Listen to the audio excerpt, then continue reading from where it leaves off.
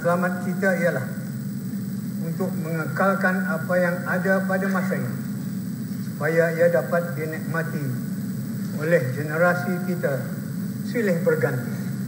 Ini adalah satu azam yang mulia, terutama ketika menghadapi cabaran ekonomi masa kini. Kita adalah diperlukan untuk meningkatkan iltizam, membangun dan membina diri. Tidak ada yang lebih mustahak dari mengekalkan daya tahan bagi jangka masa yang panjang.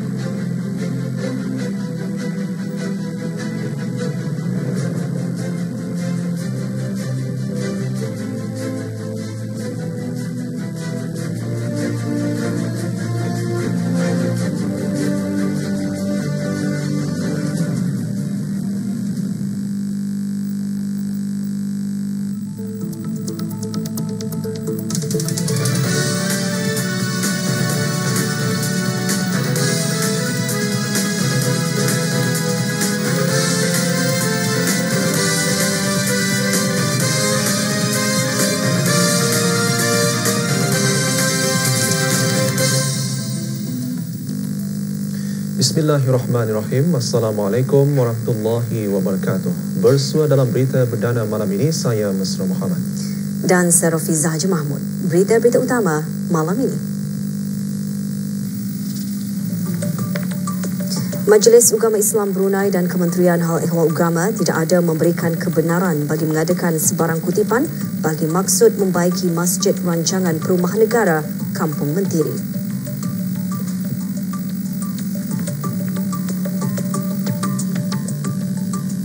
Umat Islam perlu memelihara kesahihan sesuatu maklumat agar tidak mendatangkan kemudaratan, kekacauan dan permusuhan dalam kalangan masyarakat. Pihak Majlis Ugama Islam Brunei dan Kementerian Hal Ehwal Ugama tidak pernah memberikan kebenaran bagi mengadakan sebarang kutipan bagi maksud membaiki Masjid Rancangan Perumahan Negara Kampung Mentiri yang mengalami kerosakan besar akibat kebakaran baru-baru ini. Kenyataan tersebut dibuat susulan tersebarnya melalui media sosial berkaitan dengan kutipan derma bagi perbaikan masjid yang telah disebarkan kepada orang ramai melalui aplikasi media sosial WhatsApp. Dalam kenyataannya, Majlis Ugama Islam Brunei dan Kementerian Hal Ehwal Ugama menegaskan kenyataan yang disebarkan itu adalah dinilai tidak sahih dan palsu. Perbuatan menyebarkan maklumat tidak sahih, apatah lagi yang palsu dan direka-reka adalah menjadi kesalahan dan boleh dilaporkan di bawah Perundangan Akta Ketenteraman Awam Penggal 148 Seksyen 34, iaitu sesiapa yang sama ada menggunakan lisan atau tulisan atau menggunakan sebarang cara menyebarkan laporan yang salah atau membuat kenyataan yang salah yang boleh menyebabkan ketenteraman awam terganggu, boleh dipenjara 3 tahun dan denda sejumlah RM3,000. Kementerian Hal Ehwal Ugama menegaskan kepada orang ramai supaya jangan sekali-kali terlibat dalam mengeluarkan dan menyebarkan maklumat yang tidak sahih dan tidak berasas. Para pengguna media sosial dan aplikasi juga diperingatkan agar tidak mudah mempercayai maklumat mencurigakan serta merujuk kepada sumber yang diketahui kesahihannya.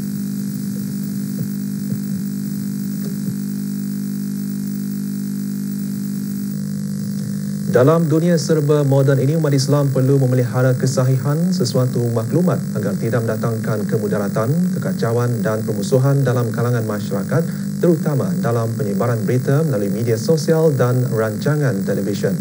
Kecanggihan media massa atau media sosial menjadikan sesuatu isu itu boleh tersebar dalam sekelip mata tanpa boleh disekat. Perkara tersebut antara isu yang dibincangkan semasa nadwah kontemporari bertajuk ekstremisme mengancam perpaduan ummah. Antara yang hadir Datuk Seri Setia Awang Haji Abdul Aziz bin Orang Kaya Maharaja Lela Haji Muhammad Yusof, Setiausaha Tetap Kementerian Hal Ehwal Ugama. Juga hadir Dr. Haji Muhammad Hussein bin Pihin Penyurat Haji Ahmad, Pemangku Rektor Universiti Islam Sultan Sharif Ali Unisa, dan Dr. Haji Adnan bin Haji Basar, Pemangku Rais College Universiti Perguruan Ugama Seri Begawan Kubu SB. Nadwah kontemporari dikendalikan oleh 3 ahli panel terdiri daripada Profesor Datuk Dr. Syed Muhammad Akil bin Ali Al-Mahdali dari UNISA, Dr. Muhammad bin Ali dari Universiti Teknologi Nanyang, Singapura dan Dr. Haji Hambali bin Haji Jaili dari KUP SB. Nadwah kontemporari menjadi wadah dalam memberikan kefahaman yang betul, berpaksikan kepada idea serta pandangan dari sudut pandangan mazhab Syafi'i dan juga pandangan tiga mazhab yang lain. Ia dikendalikan oleh UNISA melalui Pusat Penyelidikan Mazhab Syafi'i dengan kerjasama Pusat Pengkajian Kefahaman Ahli Sunnah wal Jemaah KUP SB. Nadwah kontemporari dihadiri lebih 200 orang.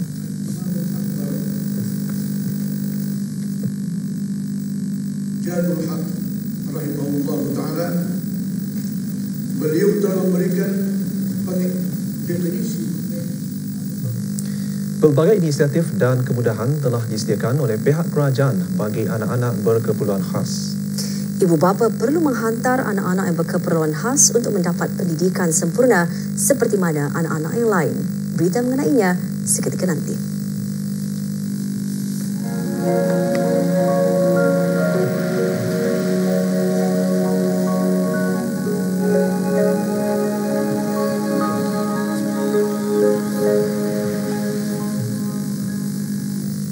Pihak bomba dan penyelamat masih menyiasat punca kebakaran yang meranapkan sebuah rumah di Kampung Pudak tengah hari tadi. Menurut pihak Jabatan Bomba dan Penyelamat, mereka menerima panggilan kira-kira pada pukul 12.10 tengah hari.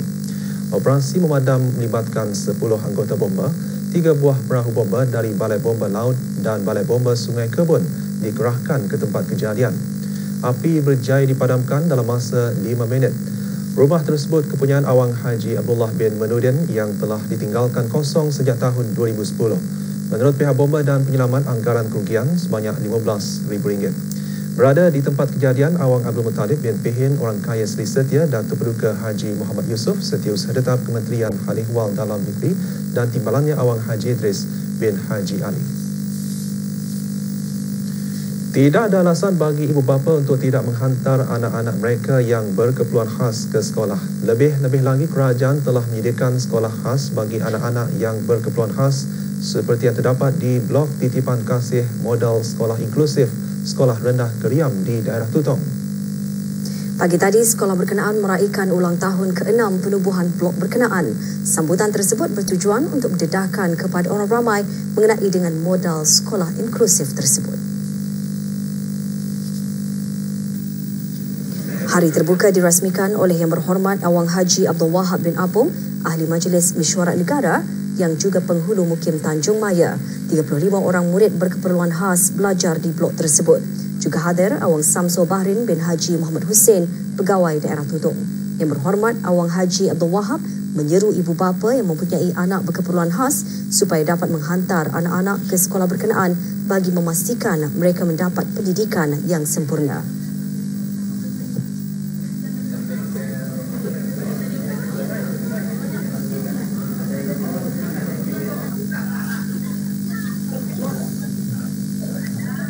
Saya berharap kurang ramai ibu bapa supaya kalau terdapat anak-anak mereka yang memerlukan didikan atau pengajaran yang terdapat di rumah mereka, anak-anak yang berkeperluan khas, bolehlah mengantar ke sekolah ini karena inilah peluang untuk memberi pendidikan atau menambah pendidikan kepada anak-anak karena mungkin kalau mereka itu belajar di sekolah khas mereka itu nampak terlambat memahami pelajaran, tapi dengan adanya bantuan sekolah blok ini, titipan kasih ini, mereka akan diajar dengan sempurna. Setiap pelajar disarankan supaya memanfaatkan ilmu yang diajar oleh guru-guru dan sesiapa yang memberikan ilmu yang baik. Guru juga berperanan memberi semangat kepada pelajar-pelajar untuk meraih kecemerlangan dalam pelajaran bersesuaian dengan hasrat wawasan negara 2035. Saranan tersebut disuarakan oleh Yang Berhormat Awang Haji Ramli bin Haji Lahid, Ahli Majlis Mesyuarat Negara yang juga penghulu Mukim Terisai pada Majlis Penyampaian Hadiah dan Sijil Murid Cemerlang Peperiksaan Sekolah Rendah PSR dan Sekolah-Sekolah Rendah Agama Lamunin 2016. Yang Berhormat Awang Haji Ramli juga menasihatkan para pelajar untuk bergiat aktif dalam aktiviti berfaedah Mencari maklumat bagi menambah ilmu pengetahuan dan kemahiran bukan sahaja untuk mendapatkan kecemerlangan dalam bidang akademik, malahan pelbagai bidang. Seramai 10 pelajar cemerlang dalam peperiksaan PSR dari sekolah-sekolah rendah terpilih menerima hadiah masing-masing. Majlis penyampaian hadiah dan sijil pelajar cemerlang diungkapkan oleh Majlis Perundingan Kampung Lamunin.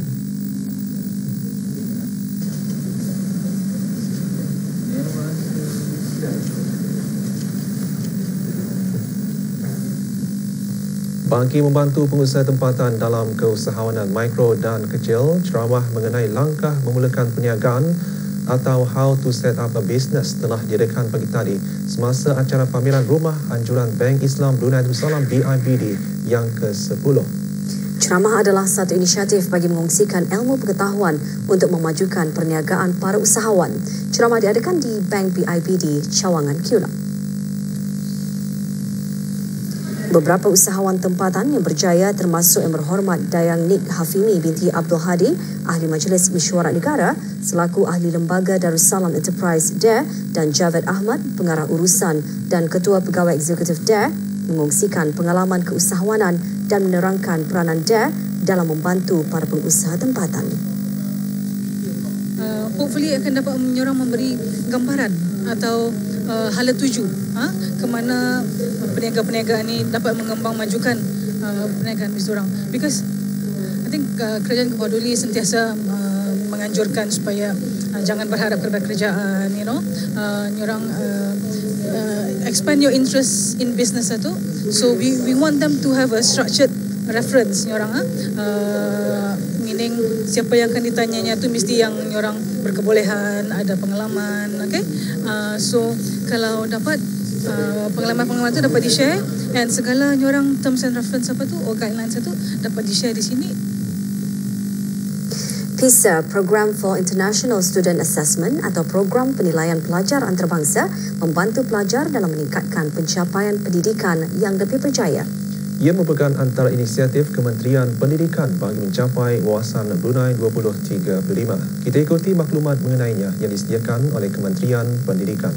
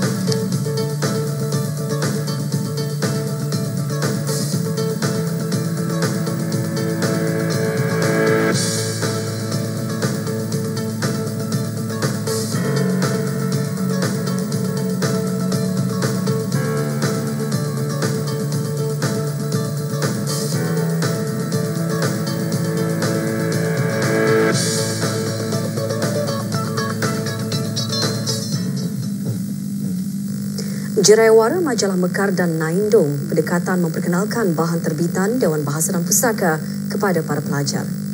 Pendaftaran peperiksaan GC peringkat O, AS dan A serta IGCSE bagi bulan Oktober dan November kini dibukakan. Teruskan bersama berita perdana untuk mengikuti bahan beritanya bersama bahan berita yang lainnya.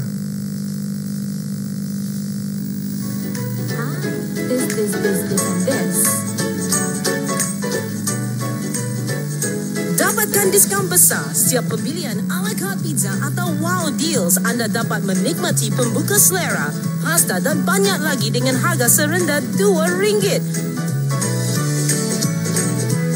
Panggil 226-111 atau order online www.pizzahut.com.bn.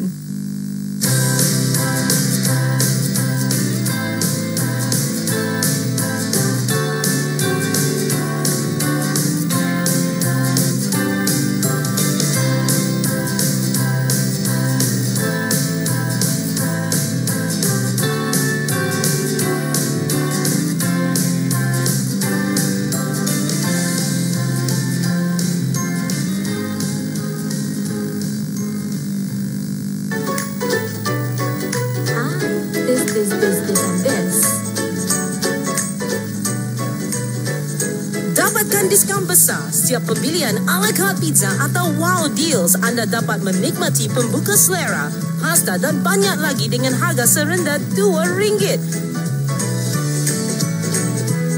Panggil 226-111 atau order online www.pizzahut.com.bn.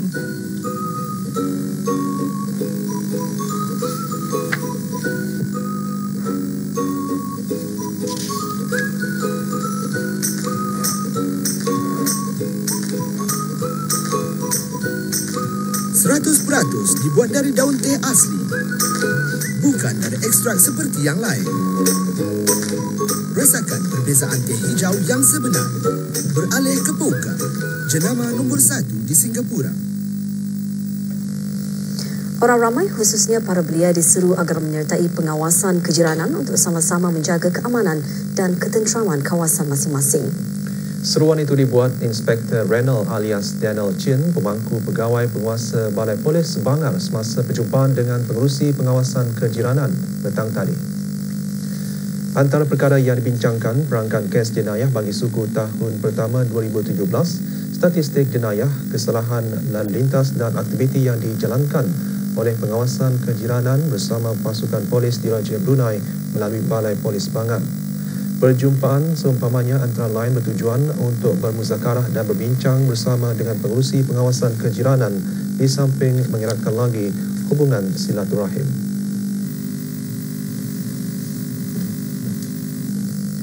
Dewan Bahasa dan Pustaka sentiasa proaktif memberikan peranannya dalam memperkasa bahasa Melayu. Salah satu usaha tersebut menerbitkan bahan tulisan berbahasa Melayu termasuk menerbitkan buku, majalah dan jurnal. Ke arah memperkenalkan bahan terbitannya kepada kalangan pelajar, bahagian sastra, majalah dan jurnal mengendalikan Jerewara, Majalah Mekar dan Naindong 2017. Bagi menggerakkan pendaulatan dan pemerkasaan bahasa Melayu, Dewan Bahasa dan Pustaka sentiasa berusaha menerbitkan bahan-bahan tulisan berbahasa Melayu. Ini termasuklah menerbitkan buku, majalah, jurnal yang menjadi wadah ilmu kepada pelbagai lapisan masyarakat selain memenuhi visi dan misi jabatan. Sejak penubuhannya, jabatan ini telah berjaya menghasilkan majalah dan jurnal iaitu Naindong, Mekar, Juara Pelajar, Bahana, Pantaran, Briga dan Pangsura. Antara objektif utama Jeraiwara ini dianjurkan adalah untuk memberikan peluang dan ruang kepada murid-murid menulis dalam majalah terbitan Dewan Bahasa dan Pustaka, di samping memupuk budaya membaca, menggalakkan minat budaya membaca dalam kalangan para pelajar serta memberi kesedaran tentang dunia penulisan yang boleh memberikan pulangan ekonomi dan seterusnya menjadikannya sebagai kerjaya. Mekar dan Naindong. Untuk makluman, majalah Naindong adalah majalah dalam tulisan Jawi.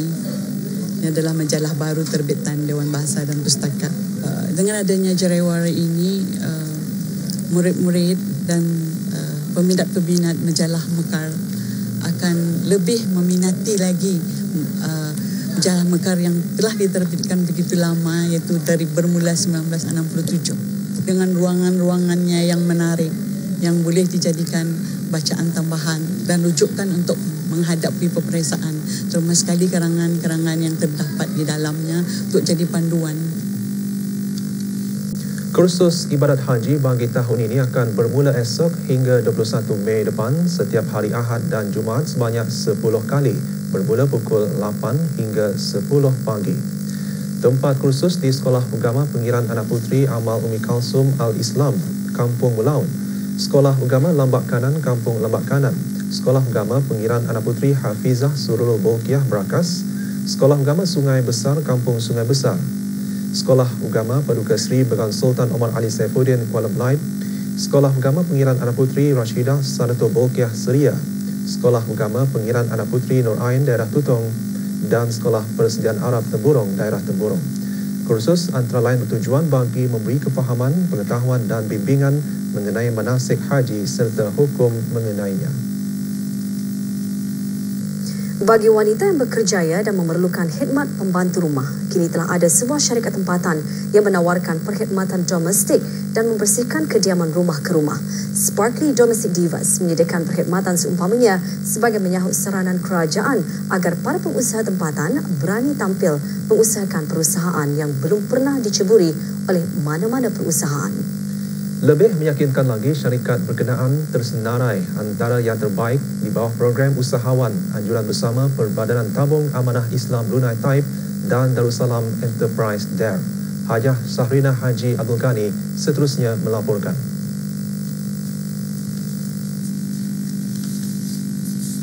Bersandarkan kepada keyakinan, Sparkly Domestic Divas berpejabat di iCenter Brakas mula beroperasi sejak bulan Ogos tahun lalu.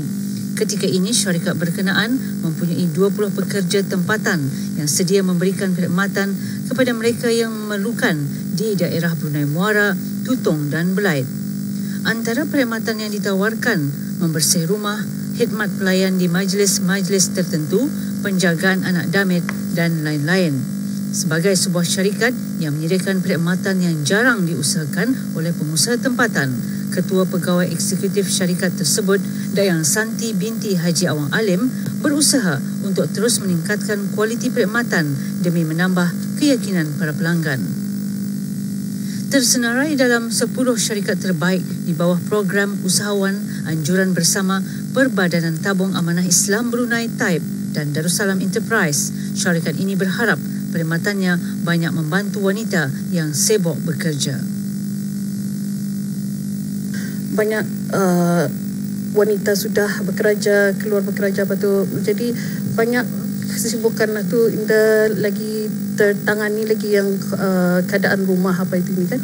Peluang itu kami ambil untuk membantu orang Brunei Ketani sendiri dengan mengambil orang Brunei untuk bekerja juga. Strategi kami simple. Kami mau menektarafkan kualiti kerja kami itu setiap kali, setiap masa memperbaiki mengikut kemahuan para customer kami. Untuk mengetahui lebih lanjut lagi mengenai perkhidmatan domestik yang ditawarkan oleh syarikat Sparkly Domestic Divas, saksikan berita ekonomi dalam keluaran pertamanya esok pada pukul 7 malam menerusi saluran RTB Perdana.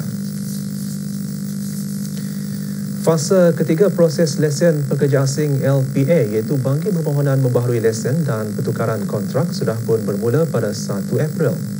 Dengan bermulanya proses fasa ketiga ini, permohonan sokongan PAS kerja BUR 500 dan juga BUR 555 adalah ditiadakan dan tidak akan lagi diterima mulai 1 Julai 2017. Berikut mengongsikan pensyaratan proses permohonan lesen pekerja asing baru yang disediakan oleh Jabatan Buruh.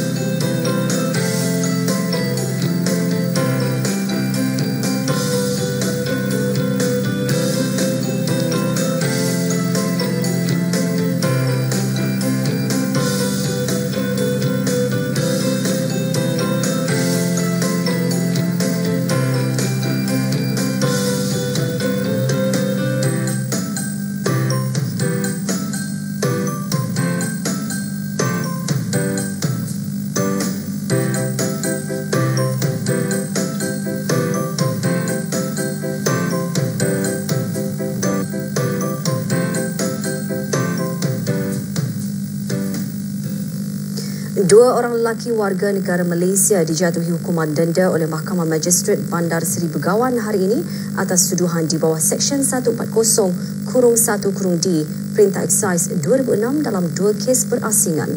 Ho Chin Chuan berusia 31 tahun mengaku bersalah kerana memiliki 324.5 kilogram sayap ayam dan 177.5 kilogram tongking ayam di dalam pasaraya cold storage di Kampung Mentiri semasa pegawai-pegawai dari bahagian penguatkuasa undang-undang, Jabatan Kastam dan Eksaise Diraja dan bahagian kawalan makanan halal, Jabatan Syariah menjalankan pemeriksaan pada 27 September 2016. Tertuduh didenda sejumlah RM6,310. Sementara Loy Ming Siu berumur 33 tahun mengaku bersalah kerana memiliki 291 kilogram sayap ayam di dalam kereta semasa pegawai-pegawai dari bahagian penguatkuasa undang-undang, Jabatan Kastam dan Eksaise Diraja dan bahagian kawalan makanan halal, Jabatan Syariah menjalankan pemeriksaan di kawasan Pasaraya, Kampung Mentiri pada 27 September 2016. Tertuduh didenda RM3,700. Semua barang dirampas untuk dimusnahkan dan kereta dikembalikan. Pendaftaran bagi peperiksaan Brunei Cambridge GC peringkat O, AS dan A serta IGCSE bagi bulan Oktober dan November kini dibuka sehingga 1 Jun 2017. Borang pendaftaran dan keterangan lanjut boleh diperolehi di Jabatan Peperiksaan Kementerian Pendidikan. Borang yang lengkap diisi adalah dihantar semasa waktu pejabat iaitu pada setiap hari Isnin dan Khamis pukul 8 hingga 11 pagi dan 1.30 hingga 3 petang. Sementara pada hari Sabtu pukul 8 hingga 10 pagi.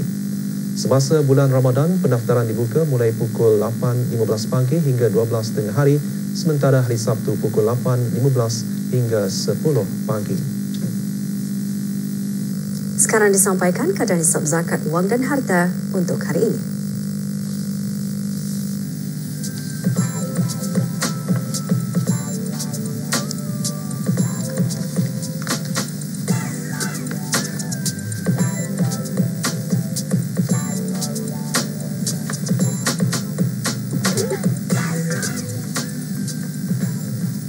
Berikut pertukaran mata wang ringgit Brunei dengan beberapa mata wang antarabangsa dan serantau.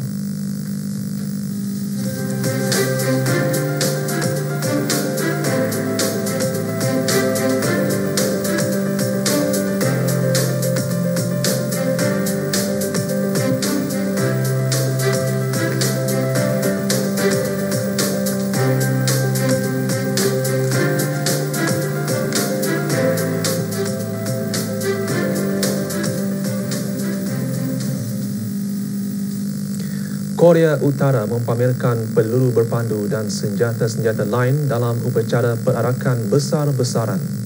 Dunia perlu mencari penyelesaian komprehensif bagi menyelesaikan isu Timur Tengah.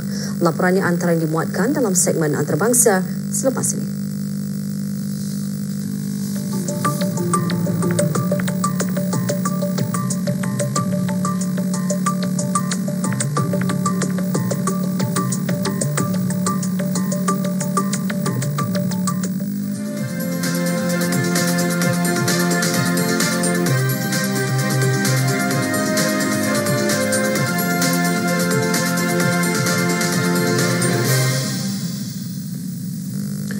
Korea Utara dilaporkan bersiap sedia untuk bertindak balas terhadap Amerika Syarikat jika Washington menyerangnya.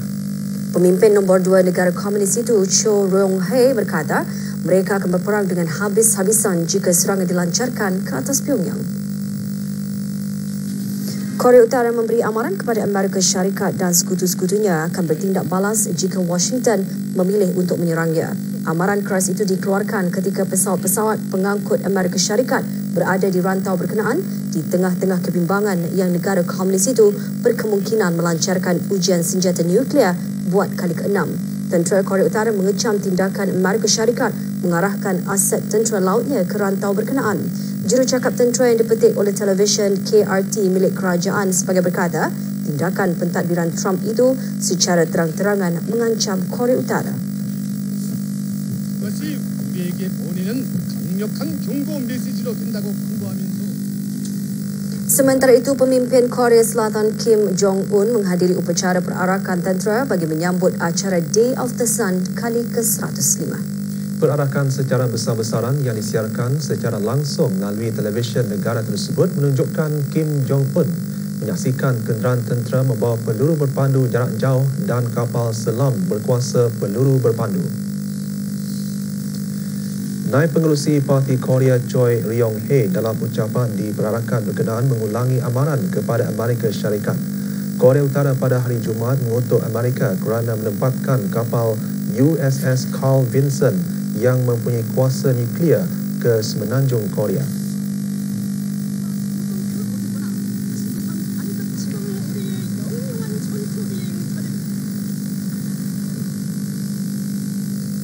Dunia perlu mencari penyelesaian komprehensif bagi menyelesaikan isu Timur Tengah.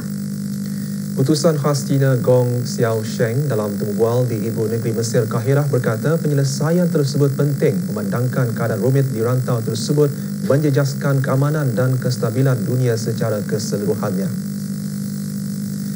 Mengenai laporan penggunaan senjata kimia oleh Syria, Gong menyatakan penyiasatan perlu telus dan tidak menjadi alasan bagi sekatan dan serangan ketenteraan. Katanya tiada jalan lain bagi isu Timur Tengah. Penyelesaian politik adalah satu-satunya pilihan. Menurutnya lagi, operasi ketenteraan bukan penyelesaian sebarang isu dan masyarakat antarabangsa perlu kembali pada hala tuju yang betul dan penggunaan diplomasi bagi menyelesaikan masalah, meningkatkan perdamaian antara parti dan perlu meneruskan rundingan politik dan proses damai.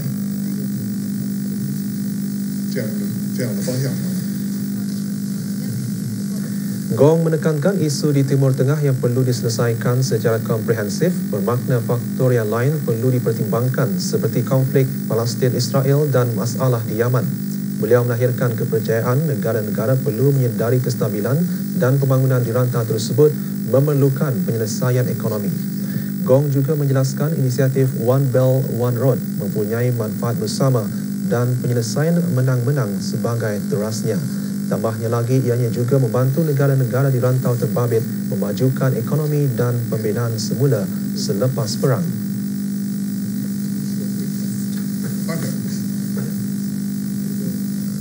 Presiden Iran Hassan Rouhani secara rasmi akan ikut bertanding dalam pilihan raya presiden bagi penggal kedua. Pilihan raya Iran dijadualkan berlangsung pada 19 Mei depan. Sebagai pemimpin yang menyumbang kepada mercutanda perjanjian nuklear yang dicapai antara Iran dan 6 kuasa-kuasa dunia pada tahun 2015, Tuan Rouhani berkata melindungi perjanjian tersebut adalah salah satu isu-isu politik dan ekonomi yang sangat penting. Semasa sidang media sempena pencalonannya, Tuan Rouhani menjelaskan pencalonannya untuk penggal kedua adalah demi negara, agama, keamanan dan pembangunan. Ulama konservatif Iran, Ibrahim Raisi, yang dianggap sebagai saingan utama Tuan Rouhani, juga mendaftar pencalonannya. Senarai calon presiden yang layak akan diumumkan sekitar 27 April ini.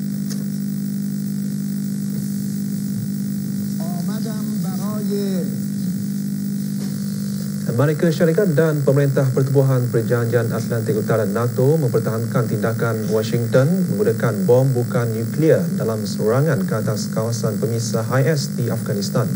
Menurut Pentagon, bom terbabit yang terbesar pernah digunakan dalam serangan oleh tentera Amerika. Jeneral Tentera Amerika John W. Nicholson memberitahu wartawan di Kabul ia merupakan penggunaan senjata yang betul ke atas sasaran. Tambahnya, gua dan terowong tersebut digunakan oleh musuh untuk bergerak sekitar medan pertempuran dan berlindung daripada serangan pasukan Afghanistan dan Amerika. Menurutnya lagi, tidak ada bukti yang menunjukkan orang awam terkorban. Bom yang syarat dengan 11 tan bahan letupan digugurkan di daerah Achin, wilayah Nangarhar yang dikatakan menjadi tempat operasi kumpulan IS. Sasaran juga berdekatan dengan sempadan Pakistan.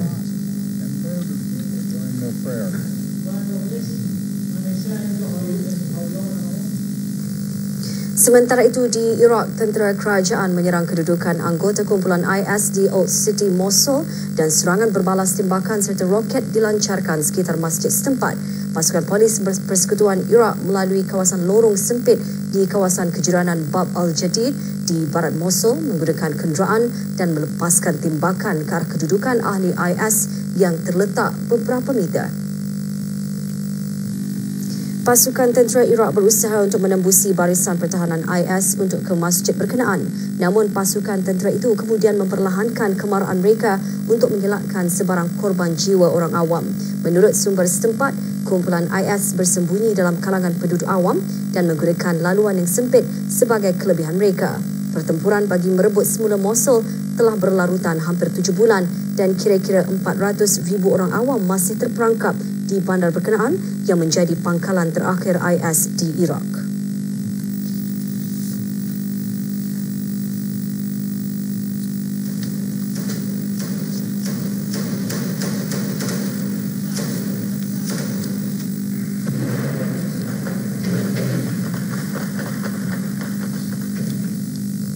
Sekurang-kurangnya 16 orang maut dalam nahas di kawasan tempat pembuangan sampah yang runtuh di Sri Lanka. Dan di Iran, banjir kilat meranggut lebih 20 jiwa. Laporan yang menyusul selepas ini, teruskan bersama kami. We're celebrating 50 golden years of uniting 10 magnificent nations where over 650 million hearts beat. We stand together for one vision, one community, one ASEAN. Our beauty and diversity is unparalleled. Discover a land of stunning natural wonders and home to the world's most incredible creatures. Seek thrills and adventures of a lifetime. Immerse yourself in our rich traditions, diverse cultures, and fascinating history.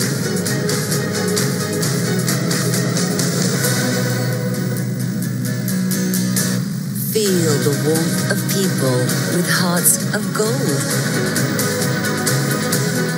Indulge in exquisite cuisines and fresh flavors.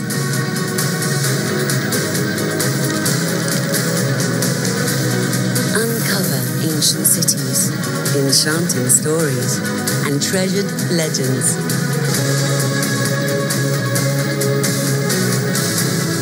Witness history in the making.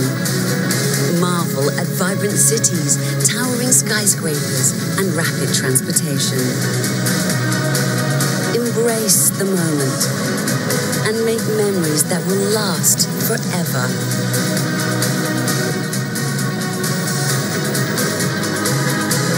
Join us for our golden celebration. Come visit ASEAN for our 50th anniversary in 2017. Para pekerja kecemasan meneruskan usaha mencari dan menyelamat selepas kawasan tempat pembuangan sampah runtuh di ibu negeri Sri Lanka, Colombo. Nahas tersebut membunuh sekurang-kurangnya 16 orang dan mencederakan berpuluh-puluh yang lain. Dianggarkan timbunan sampah setinggi 91 meter runtuh dan menghempap rumah-rumah berdekatan dengan lebih 145 buah rumah runtuh tertimbus dengan banyak penduduk terperangkap. Jumlah mangsa maut dijangka meningkat. 2 budak lelaki dan 2 budak perempuan antara 16 mangsa yang disahkan maut. Mereka berusia antara 11 dan 15 tahun. Beratus-ratus tentera membantu dalam usaha mencari mangsa yang terperangkap sementara 2 jentera berat digunakan.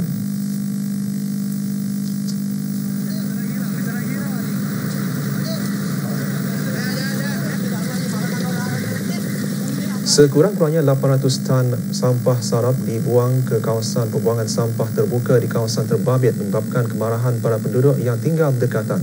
Parlimen Sri Lanka baru-baru ini diberi amaran 23 juta tan sampah sarap di Kuala Nawa mencetuskan bahaya kesihatan yang amat serius. Usaha sedang dilaksanakan bagi membina loji elektrik yang boleh mengubah sampah sarap menjadi bahan bakar.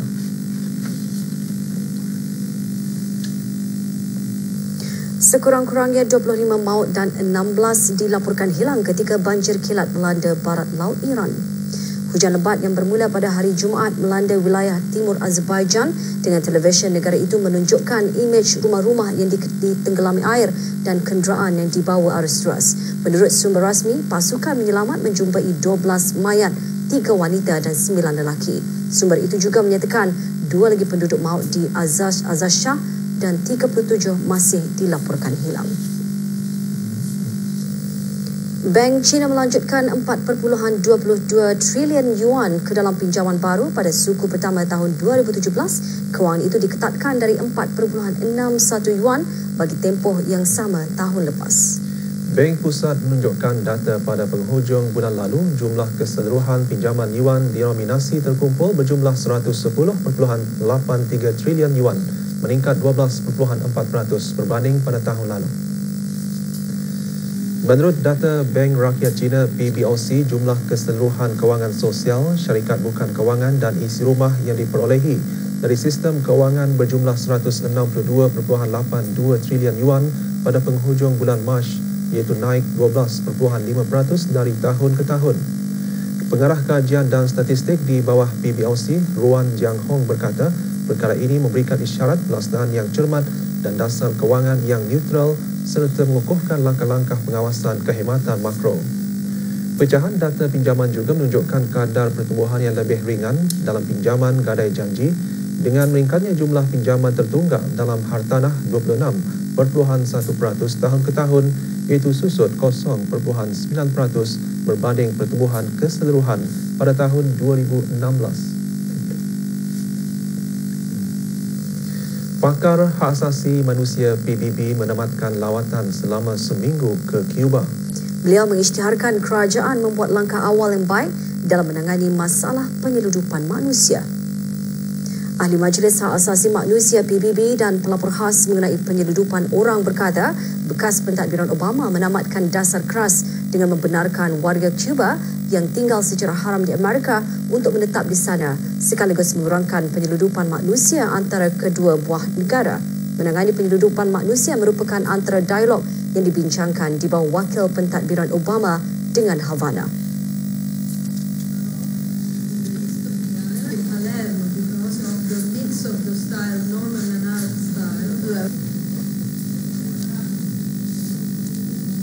Regular channels for migration are a preventative measure, very powerful preventative measure, because trafficking occurs when people migrate in unsafe and irregular conditions. Sukan Tahunan dan Sukan Ria College Universiti Perguruan Agama Sri Begawan medium bagi mengenal pasti para pelajar yang berpotensi untuk mewakili kolej ke sukan peringkat universiti, negara dan antarabangsa. Bahan itu antara yang dimuatkan dalam berita sukan selepas ini.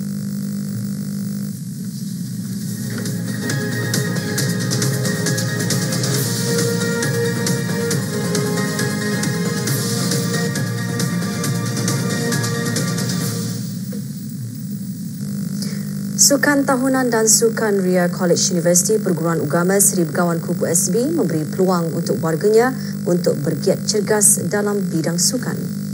Sukan tahunan itu juga dijadikan sukat-sukat untuk mengenal pasti atlet berbakat dan berpotensi bagi mewakili Kupu SB dalam pertandingan peringkat universiti, negara dan antarabangsa. Kemuncak Sukan Tahunan kali ke-10 dan Sukan Ria Kupu SB itu diadakan pagi tadi. Hadir Dr. Haji Adnan bin Haji Basar, pemangku RISE Kupu SB. Sukan Tahunan dan Sukan Ria ini merupakan salah satu aktiviti yang dikendalikan oleh Exco Sukan dan Rekreasi Persatuan Pelajar Majlis Perwakilan Pelajar Kupu SB. 4 rumah sukan bertanding dalam beberapa acara sukan, antaranya tarik kalat, berlari dalam buni dan memancing dalam botol. Antara lain objektif penganjuran sukan tersebut ialah mengeratkan lagi hubungan silaturahim antara sesama Islam serta ukhuwah fillah dan menjadikan semangat bersaing secara sehat dan profesional antara mahasiswa dan mahasiswi Kupu SB.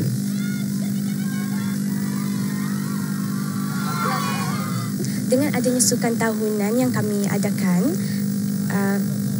adalah untuk memupuk semangat pelajar-pelajar untuk bersukan, kemudian untuk mengeratkan silaturahim kafilah di antara pelajar-pelajar dengan pensyarah dan juga dengan kaki tangan yang berada di College Universiti Perguruan Agama ini. Selain daripada itu, dari sinilah kami dapat melihat potensi dan bakat pelajar yang boleh mewakili universiti dan antarabangsa.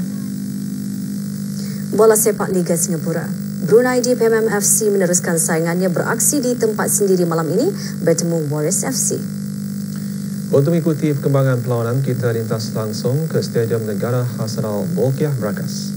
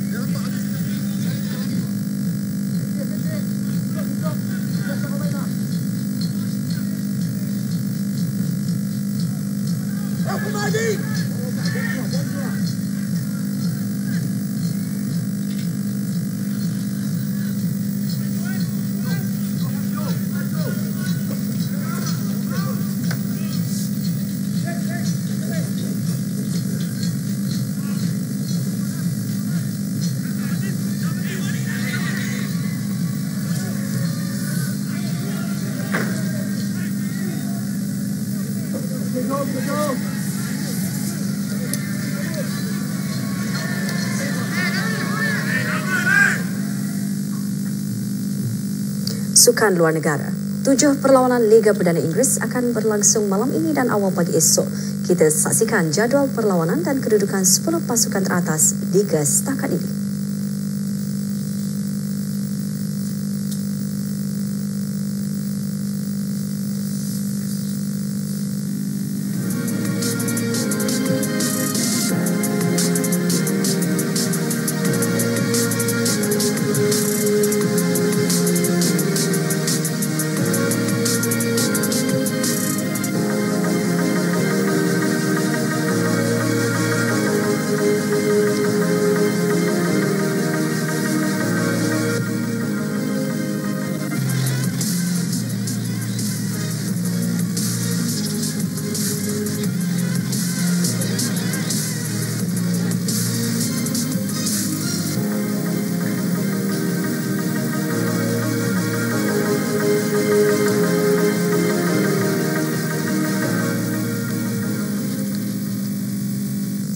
Sebastian Vettel yang memandu Ferrari mencatat masa terpantas dalam latihan Grand Prix Formula 1 Bahrain dengan mudah mendahului saingannya dari Mercedes, Lewis Hamilton.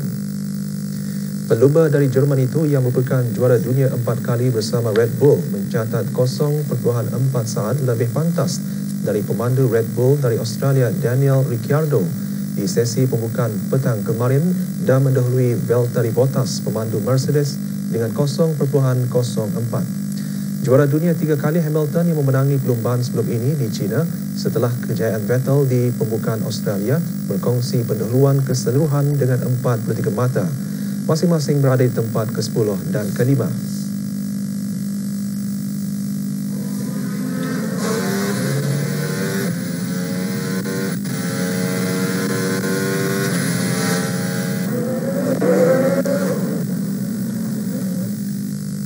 Juara Olimpik 2 kali dari Jerman, Christina Vogel menewaskan Stephanie Morton dari Australia untuk memenangi peringkat akhir kejohanan lumba basikal 8 UCI dunia di Hong Kong.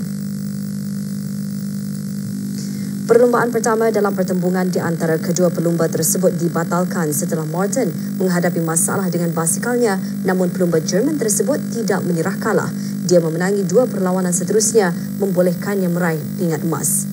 Dalam acara berlainan, Jordan Kirby dari Australia menang ke atas pencabarnya dari Itali, Filippo Ganna, untuk meraih emas dalam acara 4 km individu lelaki dengan rakan senegaranya berusia 18 tahun, Kel O'Brien, memperoleh gangsa. Seorang lagi pelumba Australia, Cameron Meyer, menguasai perlumbaan mata lelaki dengan meraih 36 mata dari Kenny D. Cattell dari Belgium.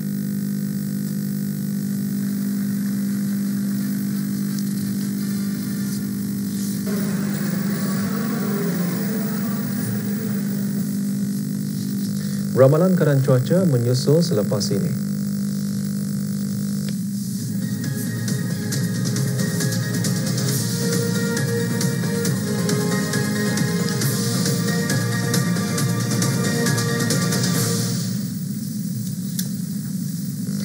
Ramalan keadaan cuaca untuk negara Brunei Darussalam dalam tempoh 24 jam akan datang dijangka hujan atau hujan berpetir sekali-sekala. Cuaca pada malam berawan dengan hujan atau hujan berpetir di sana sini. Keadaan laut berombak sedikit di paras 0.5 hingga 1 meter dan angin pula bertiup dari arah tenggara selaju 5 hingga 10 km sejam. Pagi esok pula hujan dijangka berlaku terutama di kawasan pesisiran dan beransur-ansur reda menjelang pertengahan pagi. Keadaan laut berombak sedikit di paras 0.5 hingga 1 meter dan angin bertiup dari arah barat daya selaju 5 hingga 10 km sejam. Dan petang esok pula cuaca pada amnya cerah kecuali hujan berpetir di kawasan pedalaman negara. Keadaan laut berombak sedikit di paras 0.5 hingga 1 meter, angin bertiup dari arah barat laut selaju 10 hingga 25 km sejam. Wallahu a'lam bishawab. Sekarang ikuti ramalan keran cuaca bagi negara Brunei Darussalam untuk tempoh 3 hari akan datang dan ramalan keran cuaca bagi beberapa bandaraya utama ASEAN dan dunia.